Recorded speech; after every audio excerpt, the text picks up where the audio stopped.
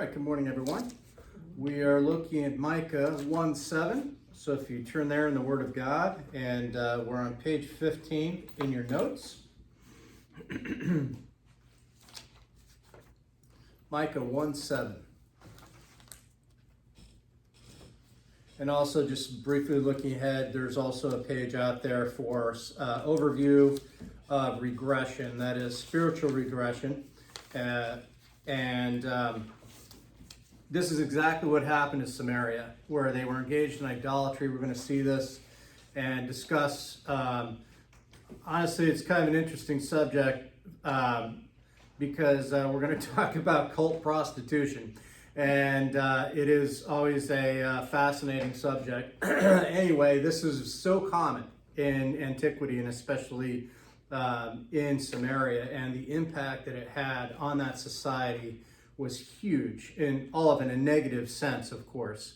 And we will see that they come under judgment for this, but it is something that beyond Samaria is very, very common. But regarding the adoption of idolatry and so forth, this was something that led to their spiritual regression. Now, for a time at least, there was, you can assume, a certain measure of spiritual maturity or spiritual momentum, if we would think of it that way, but then due to idolatry and cult prostitution and other outside factors as well, and really you can put it down to a lack of separation, they regressed. So they went back, and they were really engaged in gross evil. So that is why we're going through that. And this will also apply to Judah. Judah will not be enduring the same type of discipline that Samaria does, but they will indeed be disciplined as well and eventually taken into captivity. Although that's in the future from our context in Micah here. Anyway, we are looking at Micah 1:7 there. And before we begin here, 1 Corinthians 15:58. Some words by the Apostle Paul to the Corinthians. It says, "Therefore, my beloved brethren, be steadfast, immovable, always abounding in the work of the Lord, knowing that your toil is not in vain in the Lord." So, steadfast and immovable, always abounding in the work of the Lord. This should characterize our life. And also knowing that when you're in fellowship and you're actually applying Bible doctrine, and your life might be super hard, super difficult, full of testing and adversity, but know this, that it's not in vain. Your toil, and this toil is hard labor, okay? That's the gist of this word. But it's not in vain. God sees this. He will sustain you through it. And also the concept and doctrine of eternal reward, you will have a lot. So to the extent that you're in fellowship and applying doctrine, this is something that's promised. So it's not in vain. So don't think that. So be encouraged, be strengthened, obviously, in the strength of His might. So before we begin, let's make sure that we are in fellowship. Part of this, though, it's necessary to be steadfast, immovable, always abounding in the work of the Lord. It's necessary to be in Bible class on a regular basis. And of course, I'm appreciative of the applications yesterday on the yard crew as well. So that's an example that comes to mind of abounding in the work of the Lord as well. So let's make sure that we are in fellowship. So rebound if you need to, and I'll begin with a word of prayer. Let us pray.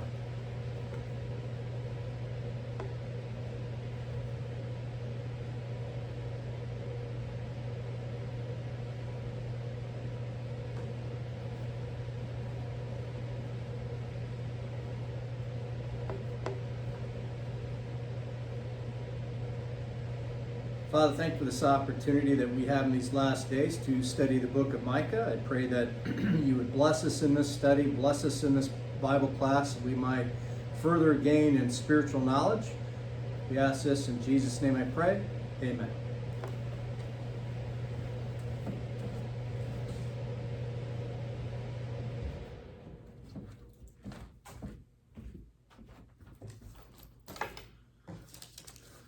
If it gets too hot in here, I'll turn it on at the break, but should be okay for now. Okay, so we're looking at verse 7. We start verse 7 today, reading down 5 and 6. Again, when we look at this now in verses 5 and 6, we are seeing that there's going to be a sentence here, the accusations, and now, this overall, this legal context here, that there's the charges and then there's going to be sentencing. And it is not going to be easy for Samaria at all. So here, 5 through 6, all this for the rebellion of Jacob and for the sins of the house of Israel. Again, all this refers back to what's already what's already preceded in the context, and that is this picture of God coming to judge evil, sin. In this case, in the previous verses dealing with God's general stance and the reality that he will judge all sin in mankind, but now it's with Judah and with Samaria as well in verses 5 through 6. But all of this, this judgment by God is for the rebellion of Jacob and for the sins of the house of Israel. What is the rebellion of Jacob? Rather, who? Is it not Samaria?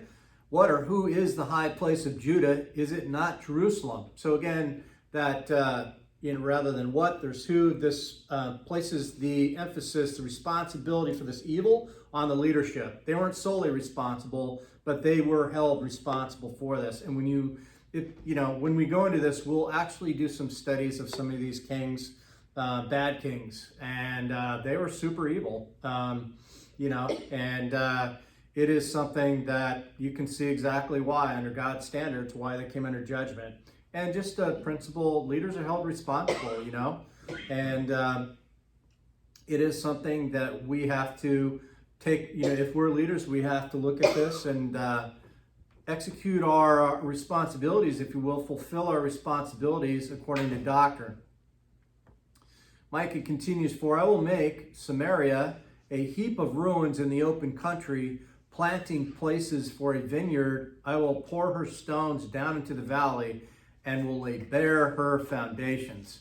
So first we see in 6, Samaria is being judged. She will be rendered a heap of ruins in the open country, and basically everything will be knocked down, and stones down into the valley, pour her stones down into the valley. We looked at this, some of the pictures. It was pretty mountainous, hilly terrain, and Samaria was actually on a hill. So this is at least geographically accurate. When the walls came down and they were knocked down and the city was destroyed, of course, some of these stones would roll down.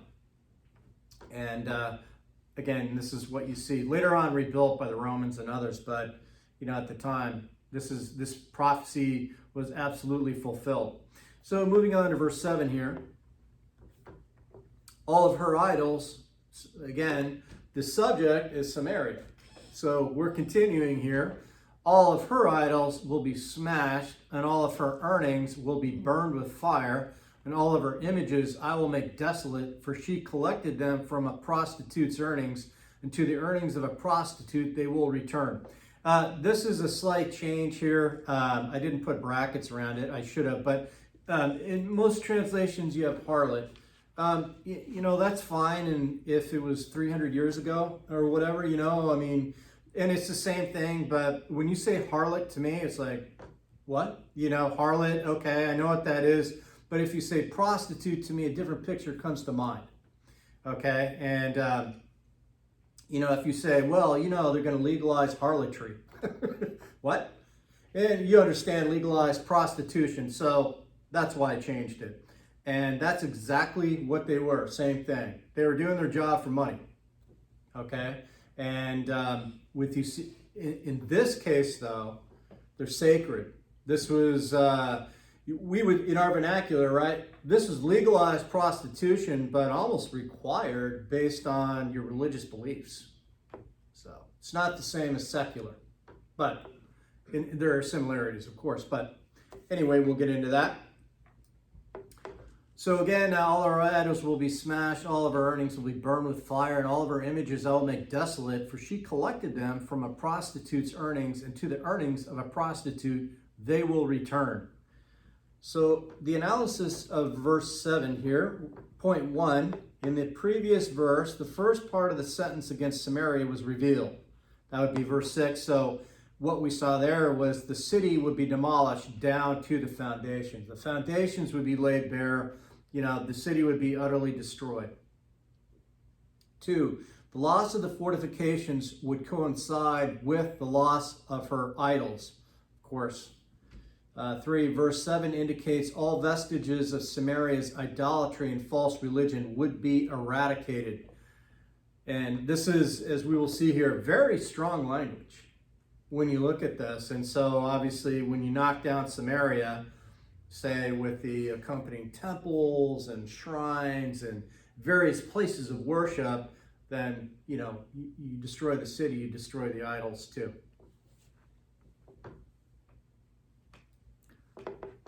For Micah forcefully declares all of her idols will be smashed, all of her earnings will be burned with fire, and all of her images I will make desolate. 5, observe the threefold repetition of all of. So all of her idols, all of her earnings, and all of her images here. So here, literally, and all of. So there's a couple of things, pretty common terms in the Hebrew. This is kol, which means with a conjunction. And so it is okay to translate this all of. There's nothing wrong with that. But here there's another nuance to this. Here's 6. And kol, by the way, K-O-L, transliterated, just means all, every, generally speaking. Now, the nuance then has to be determined by context, and you figure that out, as you go through the text here. But 6, the term kol, which means all or every, may have a qualitative sense referring to all kinds of something, or a quantitative sense referring to all or everything. 7, in the view of the repetition, the latter sense is applicable. So there's a reason. This is, if there's repetition like this, there's a reason. It's not that Micah or God can't think of other words to use or express themselves. It's for effect. All of these things. And so this points to the last one, the quantitative. Every idol, it will be wiped out. This system of false religion.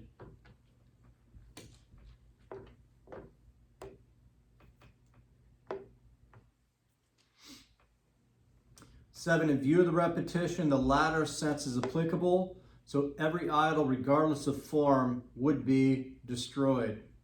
8, 3 elements of Samaria's false religion are condemned. And again, this is Samaria, so her idols, her earnings, and her images. So all these are grouped together. And with this, you have, the designation her. So this is firmly, again, placing the blame, the responsibility on Samaria, and by extension, what we've seen, the leaders. 9, the word idols in our verse refers to images which have been carved. This first reference to idols, so in the very first part of verse 7, just translated idols, and that's fine, but not all idols are the same in terms of how they're made and that type of thing. So the word idols in our verse refers to images which have been carved. This is this word pasil. So it really refers to a carved image. Look at Micah 5:13.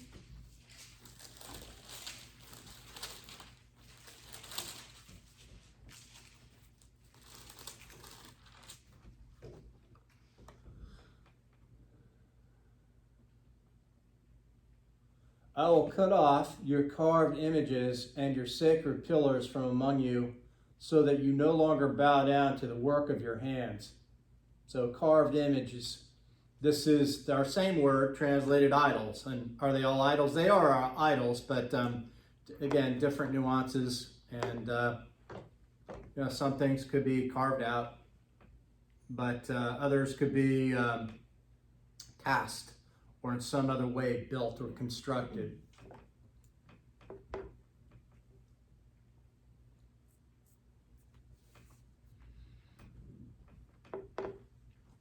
Here, Deuteronomy 7:5, turn there.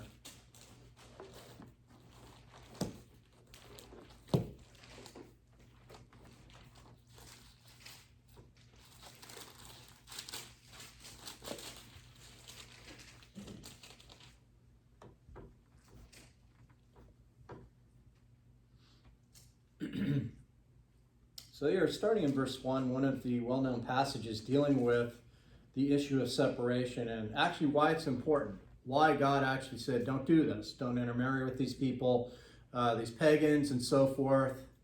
You know, if it was all right, he could say, well, you know, go in and be good neighbors, be a good example, set a good witness of the life, that kind of thing. Well, as a matter of fact, no, that wasn't the case. This was not what was supposed to be done because these people were so evil. And what would happen? They would corrupt the Jews. And instead, God said, basically, when you go in, you need to, you know, basically wipe out the inhabitants because they were super evil. 7:1, when the Lord your God shall bring you into the land where you are entering to possess it, and shall clear away many nations before you, the Hittites and the Girgashites and the Amorites and the Canaanites and the Perizzites and the Hivites and the Jebusites, 7 nations greater and stronger than you. And when the Lord your God shall deliver them before you, and you shall defeat them, then you shall utterly destroy them. You shall make no covenant with them and show no favor to them. Here, this is, again, very strong language. We see no mercy. This word favor, in other words, you're not to show them any mercy. You're going to go through there and here utterly destroy them. 3, furthermore, you shall not intermarry with them. You shall not give your daughters to their sons, nor shall you take their daughters for your sons. So clearly, right here, separation. Why is that? I mean, why would God, maybe they're super nice people, just a little evil, but, you know, they might be really nice people. No, they're evil. That's the thing. From God's standards, they're not suitable company for the Jews. And when you bring this out, there's people, for believers and unbelievers in the New Testament, you know, what company does light have with darkness, believers and unbelievers? None. There's no commonality there.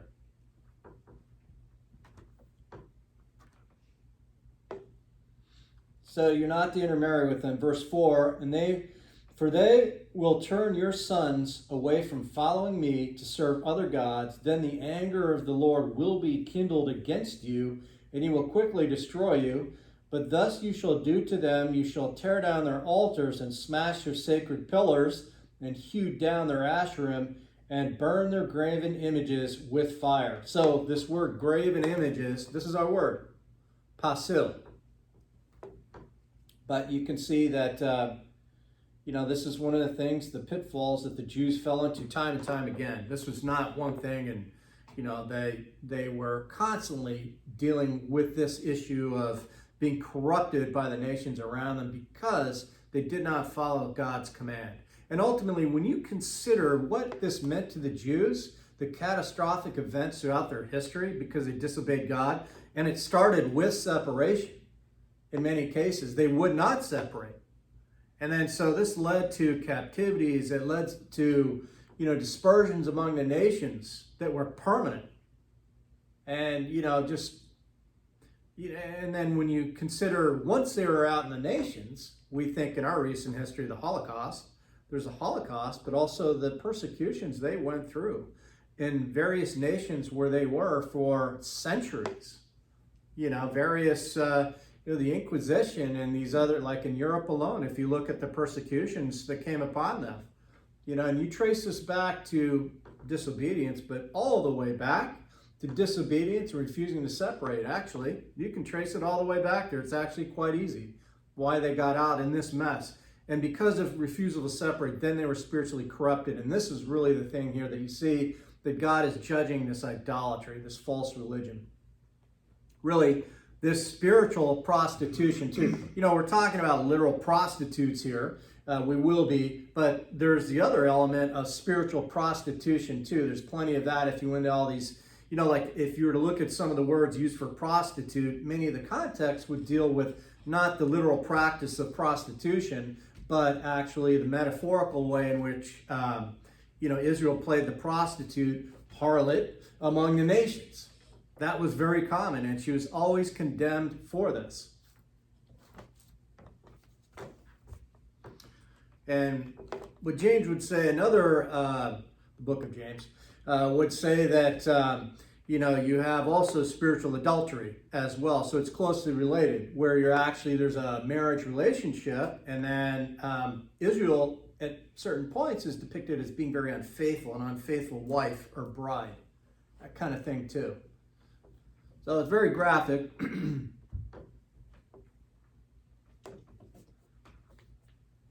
But nevertheless, very appropriate. So idols here in this case refers to a carved image.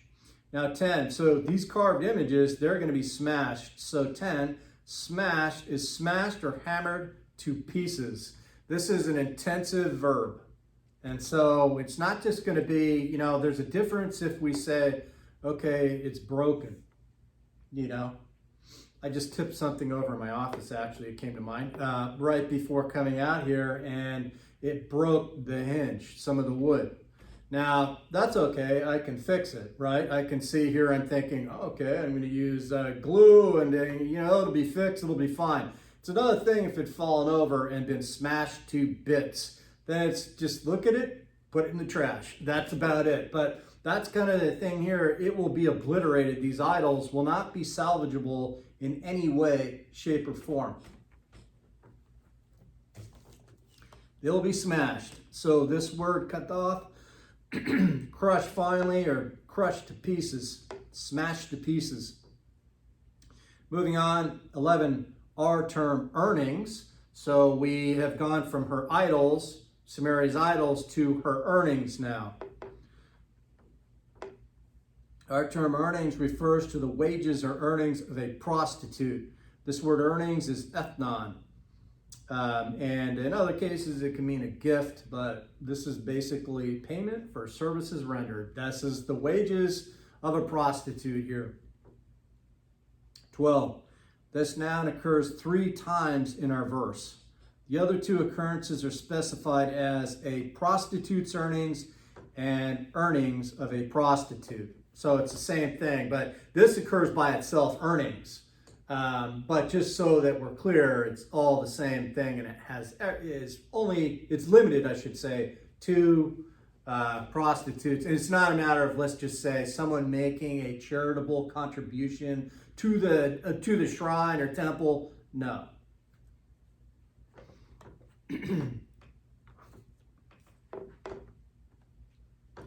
13. Her images refers to other idols, perhaps not carved, but fashioned by a man in some way. So this is an interesting word too. This is another word for an idol, an image, atzab.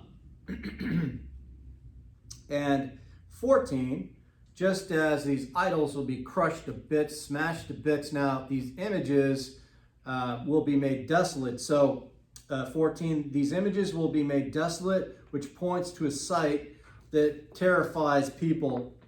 Shemama is this word for desolation or something being desolate. And it's an interesting word because it's the sense that if you saw, what could I compare it to? Let's say you're driving along the southern state and you see an accident on the side of the road and you just happen to be there when everything is just, you can see everything, maybe it's kind of gory and a terrible accident, and possibly, we'll say there's fatalities, and you see everything. It's very graphic, right? Well, when you see that, for many people, it is something that terrifies some people. They're scared. It's so horrifying, Or, think of this. When you're looking at 9/11, these buildings coming down or things that are happening, this is the kind of sense that you're watching desolation. You're watching it occur before your eyes, and then even after, we think of Ground Zero, right? That was a sight. People would look at that and look at the desolation and be terrified. And for one response, it was kind of a mixed bag of whatever you felt, but one response would be, wow, this is utter desolation and devastation. That's what is in view here with the images. They would be utterly destroyed. And, there would be nothing really recognizable to it, just like at 9/11. There's really nothing recognizable about the towers, right? It was a mass of rubble, inspiring terror. That is exactly here what's in view of the idols, images being made desolate.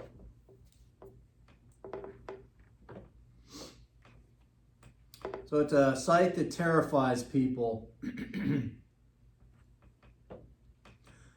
15, the word translated prostitute or harlot identifies a cult prostitute. So this is a word that occurs quite frequently in the Old Testament in Hebrew, zonah. And this is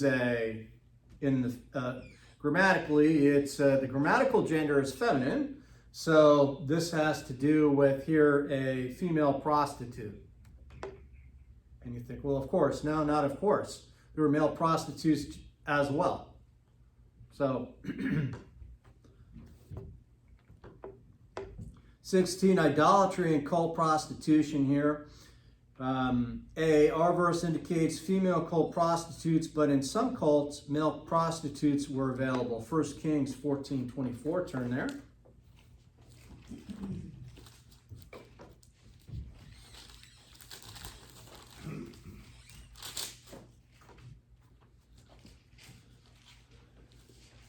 Starting in verse 22 here.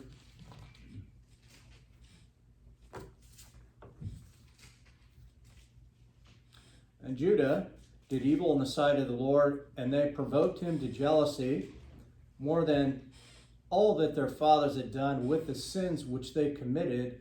For they also built for themselves high places and sacred pillars and Asherim on every high hill and beneath every luxuriant tree. Again, you didn't necessarily have a temple or a shrine in which to worship per se. It could be, we've looked at these high places, so a high hill, or also under evergreens. This was a place that, if you looked at an evergreen, it never died. So it was thought to have mystical powers. And so that would be a place of worship for pagan cults as well. And 24, and there were also male cult prostitutes in the land. They did according to all the abominations of the nations which the Lord dispossessed before the sons of Israel. So here you have male cult prostitutes, specifically here, involved with these, again, these various cults. B, page 16 here. The Mosaic Law contained a strict prohibition against female and male cult prostitution, Deuteronomy 23:17. Of course, but it's a lot of things in the Mosaic Law. It's really specified. There's a lot of things here, a lot of guidance, and some of these prohibitions, though, in terms of morality. Definitely not to do this.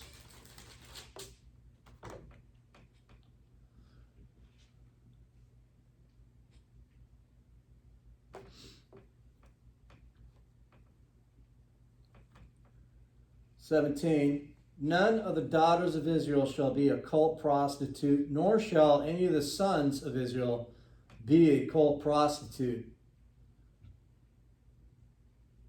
You shall not bring the hire," here the basically payment, the earnings, kind of the same thing we're looking at here, the wages. "You shall not bring the hire of a prostitute or the wages of a dog into the house of the Lord your God for any votive offering, for both of these are an abomination to the Lord your God." So this is pretty graphic, but this is in the Bible, so here we go. The harlot, here this is the prostitute, the female, and the hire or the earnings of a prostitute or the wages of a dog. And I'll let your imagination go there, but that is for the male prostitutes. And if you've ever seen dogs, then this is very much a descriptive, appropriate description, and it's very derogatory, by the way, of course. But listen, it's like, don't be one of these. And also, any money that comes from that, should anyone, be a part of that, or a household benefits from this, the wages of prostitution, don't even think about giving it. Don't bring it in. So this is one of the things that, when you look at God's holiness and his demand for, being consecrated, and the things that you give, if it's unclean, then it's unworthy. So.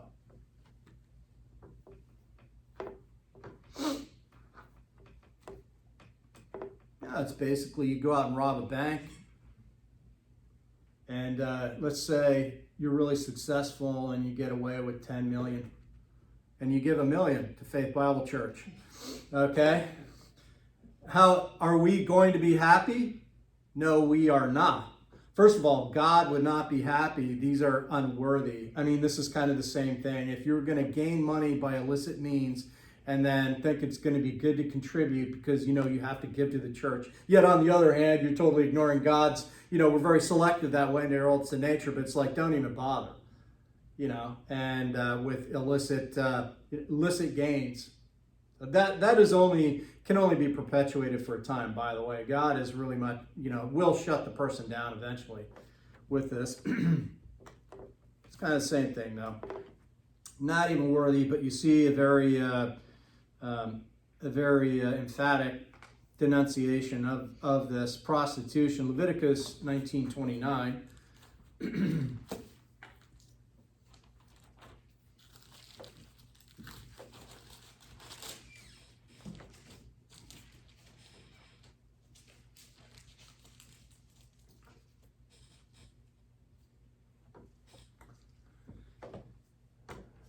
Do not profane your daughter by making her harlot, so that the land may not fall to harlotry, prostitution, and the land become full of lewdness. So do not do this.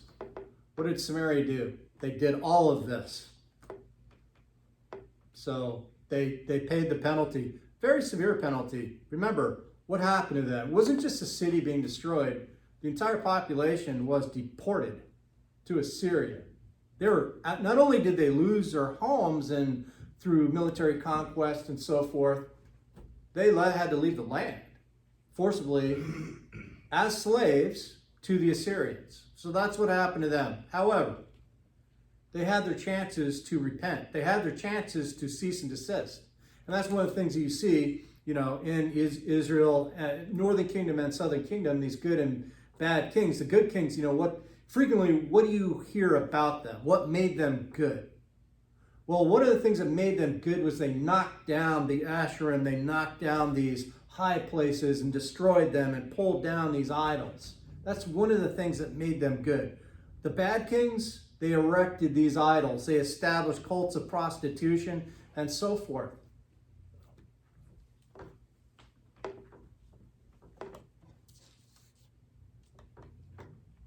But it's all, false religion. And when you look at this, and we're just looking at Israel, right?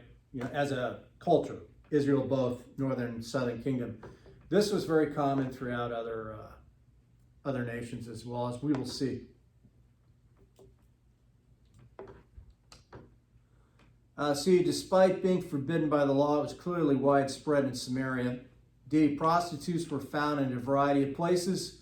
Example, shrines, temples, high places, under green trees. Really, you could be going, kind of like it's almost like a deli or a pizzeria. Here, it's like everywhere. And so the super evil times, it's like, there's prostitution everywhere. And so you see here, Genesis 38:21.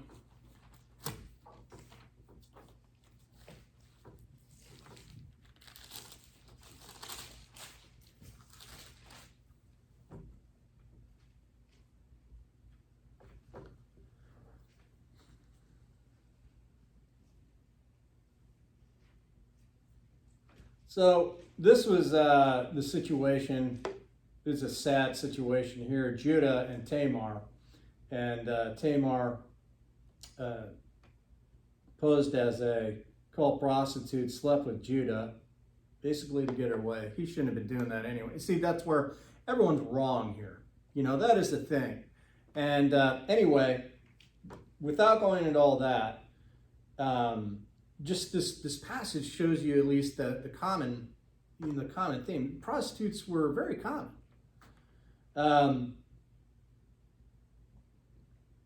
Judah's asking around for the prostitute that he slept with, unbeknownst to him. There's a family.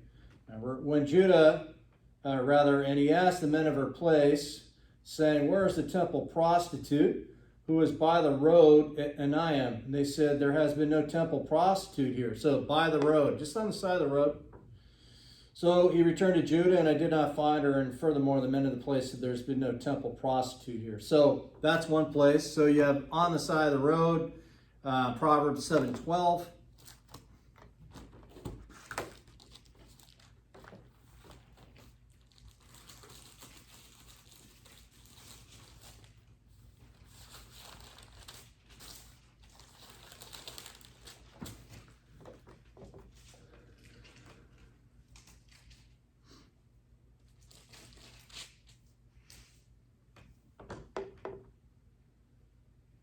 You're speaking here of a woman, 10, and behold, a woman comes to meet him, dressed as a prostitute and cunning of heart. She is boisterous and rebellious. Her feet do not remain at home. She is now in the streets, now in the squares, and lurks at every corner. So, kind of everywhere.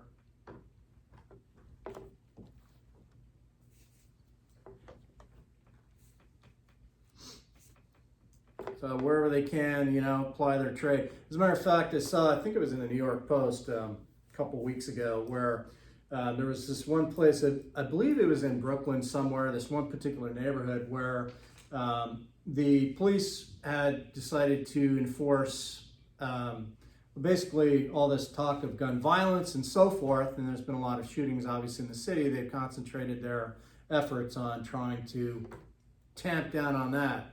Okay, so what's happened, though, in certain cases is that they've stopped enforcing in other areas, one of which is prostitution. So they have this picture of the street, and, it's like on a Saturday night, and, the street, every corner, okay, was full of prostitutes. And every once in a while, police would go by, but that was about it. So it's a matter of enforcement. But I don't say anything there, per se. That is something that, obviously needs to be enforced, but just the fact that they're everywhere. And this is kind of the picture here that we have of Samaria. They're everywhere, and not just in Samaria, but in certain cases in Judah as well. When they allowed these, cults, these various pagan deities to flourish, the worship here. So they're found everywhere here. Now, 17, the significance of cult prostitution. This is important. Cult prostitution is rooted in a belief that the cycles of life and nature were revitalized through the union of a god and goddess.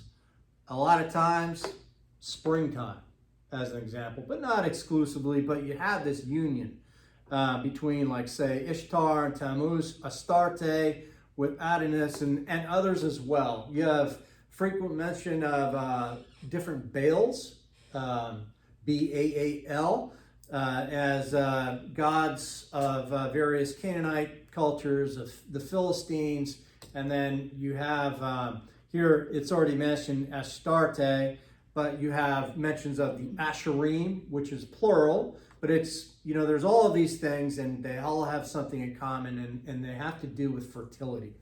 But there's a whole bunch involved here. But the key idea, there's a union of a god and goddess. That's, if you were a pagan, that's basically your religious worldview was right there in a nutshell.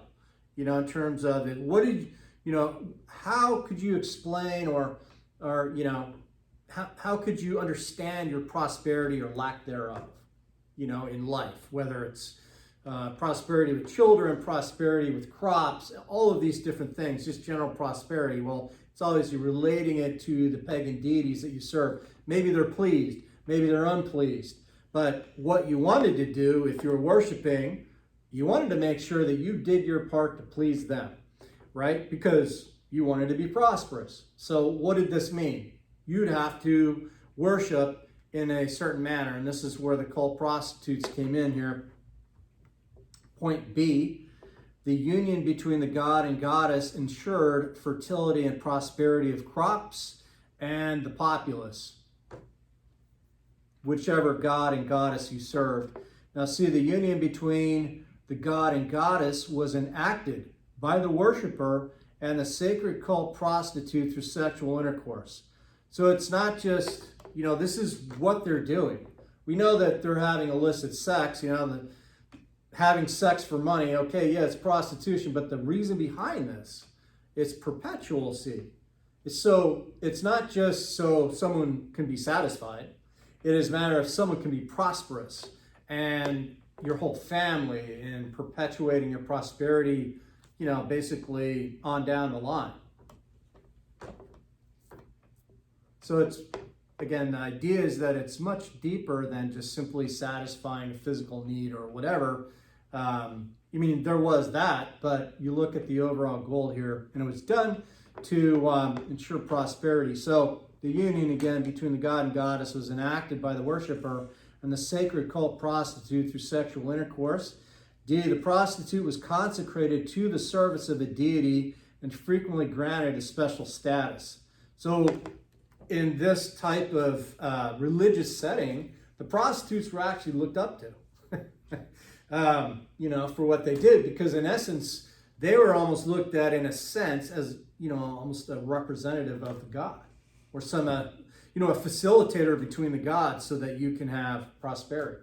They were set apart for this. So this word consecration, right? Like we're consecrated through faith in Jesus Christ, we're set apart for service to God. As I've told you many times, these words are not strictly Christian at all, period. Many of these other, these individuals were consecrated to the service of a certain deity. And in their capacity, it was to sleep with people for money. So, to obtain prosperity, though. The so-called oldest profession in this context was viewed as sacred prostitution here, as opposed to secular. And this is, we don't need to turn there, but Samson, basically it just says he saw a prostitute and went into her. There's no evidence there that he was going to a temple or anything like that. So this would be, what he did. And we know about Samson, having studied Judges and so forth. But so this would be an example, say secular versus sacred. Of course, such distinctions are worthless. Prostitution, whether viewed as sacred or secular, is evil. Male or female, evil, all across the board. This is why it's prohibited. Cultic prostitution and idolatry became prominent in Israel under the influence of various Canaanite cults. 1 Kings 16:31. Turn there.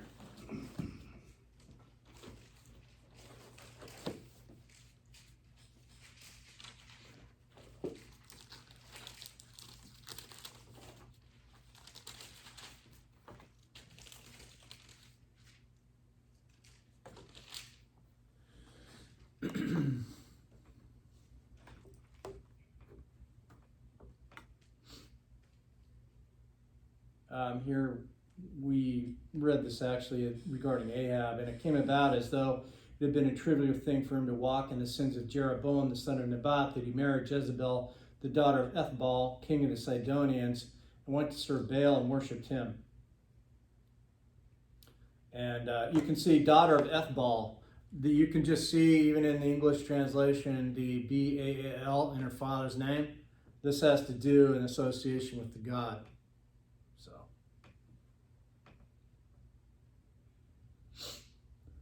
sometimes you'll see Scandinavian names, say Iceland even, and so forth, and they'll have Thor in it. You would think, oh, a comic book hero. No.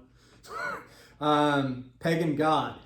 Okay, there's actually all Norse pantheon of gods, and we might make them into comic books. One of the things I think is kind of interesting that you have this, where it's actually a pagan god, okay, and yet we make light of it, and we make it into entertainment. And I think this does a lot of things, by kind of toning down the evil with something that is entertaining. But make no mistake, Thor is a mythical pagan deity. And so you'll see this sometimes in people's names. And it has to do with somewhere. I'm not saying they're a worshiper of Thor or these Norse religions or anything like that. I'm saying that at some point down the line, their ancestors included this name. And so it is with Jezebel's father, associated with Baal. So she was an influential factor here in having idolatry corrupt Samaria. 32, so Ahab erected an altar for Baal in the house of Baal, which he built in Samaria. And Ahab also made the Asherah. Thus Ahab did more to provoke the Lord God of Israel than the kings of Israel who were before him. So he did all these things. So we're talking about a bad king. What is he doing? First, what is he doing? He's marrying a Sidonian, marrying someone who is pagan. All right? So he's guaranteed issues right off the bat. And so what happens? Well, it's very predictable. She corrupts him. He's not an upstanding guy anyway when you read about Ahab, but he gets corrupted to the point he's building temples for Baal and the Asherah. So he's worshiping these deities. And he's, as a leader, he's leading the people astray. And that's what happened.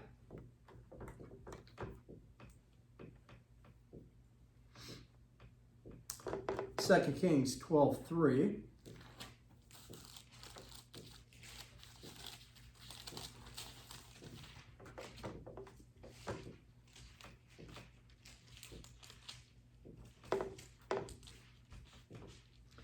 And this is actually an interesting take here because, I've been dealing with good kings and bad kings, but here you have a good king, but this is held against the kings that don't deal with this idolatry. So here, 12:1, in the 7th year of Jehu, Jehoash became king, and he reigned 40 years in Jerusalem. And his mother's name was Zibiah of Beersheba, and Jehoash did right in the sight of the Lord in all his days, in which Jehoiada the priest instructed him. Only the high places were not taken away. The people still sacrificed and burned incense on the high places. So this was not a positive. This was actually held against him because the good kings, the truly good kings, would go in and stop this. And you think it's not just a simple matter of enforcement, because it meant that you were actually serving God, their God. God of the universe, the sovereign God, versus these other lesser deities that were, obviously we've done enough study, and we've recently, in the past year or whatever, we've looked at idolatry, the doctrine of idolatry. We've also looked at demonism, and one of the main principles there is that behind every idol there's a demon. So when you embrace these idols, it's not just simply embracing an idol that can do nothing for you, something you made with your hands, all that futility, right? There is that aspect. How stupid. Why would you do that? You made it. How could it actually help you? This is the height of stupidity. But the other side behind that, spiritually, actually, there's some very, very powerful demons that promote the worship of that idol, whatever it is. And this is why, we think Thor and the comic books and stuff like that. Well, you have to understand the principle of demonism behind idol worship. And this hasn't gone away, by the way. We still have our idols.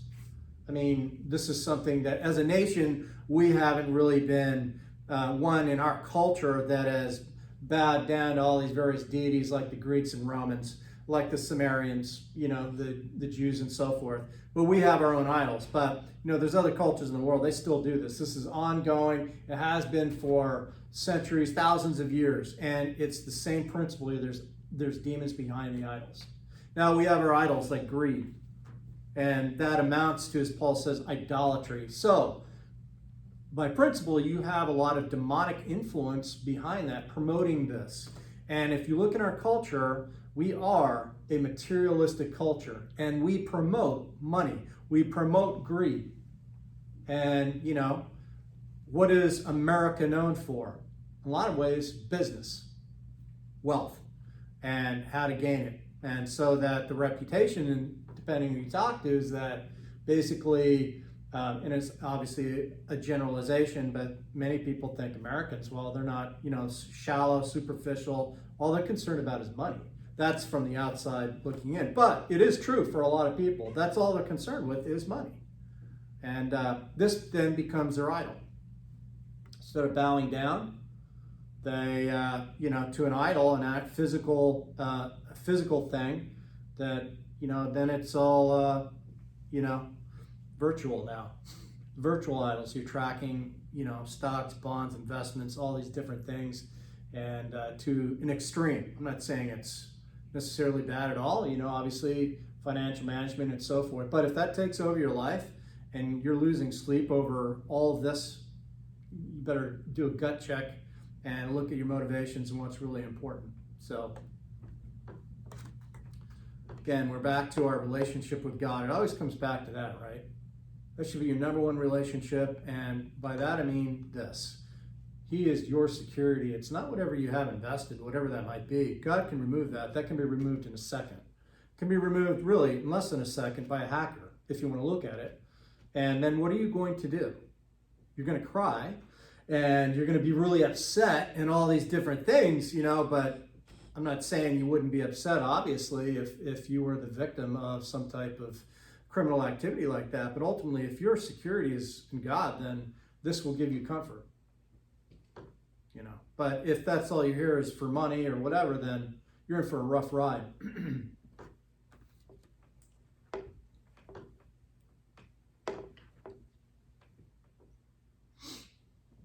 All right, so here in the case of this king in 12:3, 2 Kings 12:3, he did not take the high places away.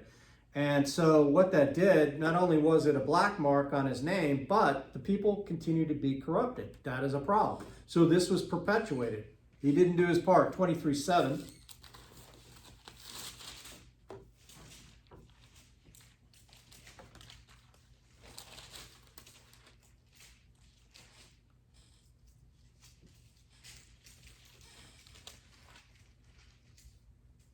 So here,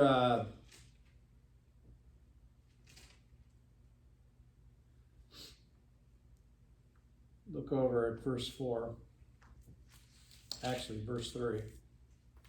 This should be Josiah. Good king.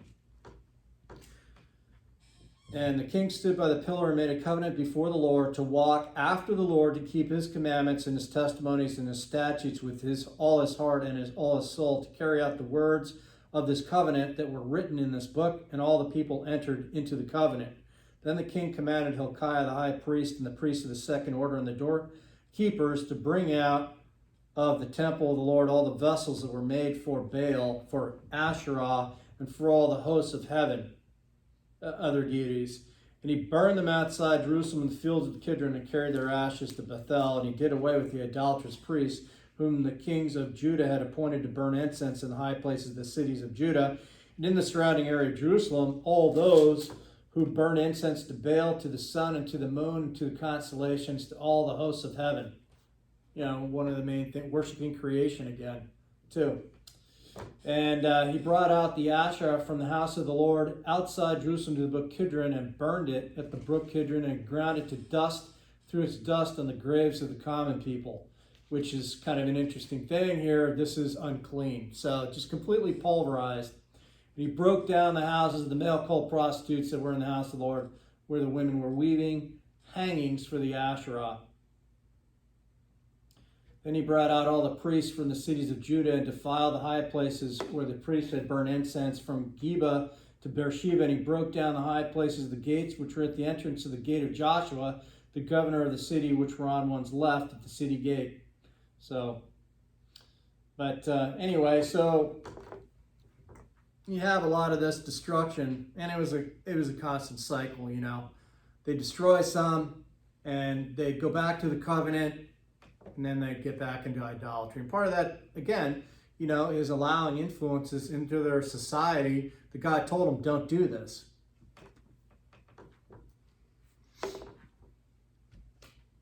So here, occult prostitution and idolatry became prominent in Israel under the influence of various Canaanite cults. Now, 18, the earnings of a prostitute. So the payment of the cult prostitute was frequently in the form of an idol. Okay, so don't think of cash. Okay, that doesn't work. There wasn't cash then, as a matter of fact. But when you paid, it was an idol.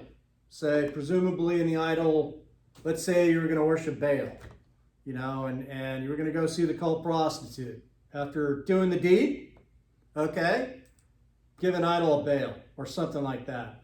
But it wasn't just, don't think of like, oh, thanks, these little, these idols were very valuable, because we see here in the next point, B, many of these idols were constructed with silver and gold. Some, like say, it could be, for instance, a wood idol, something carved like we were talking about, and then overlaid with gold.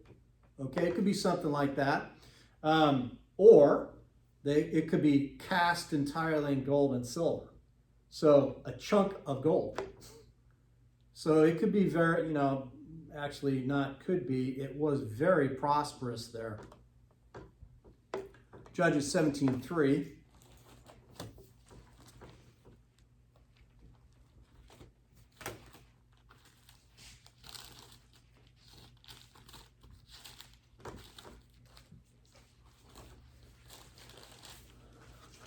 Actually, you know what?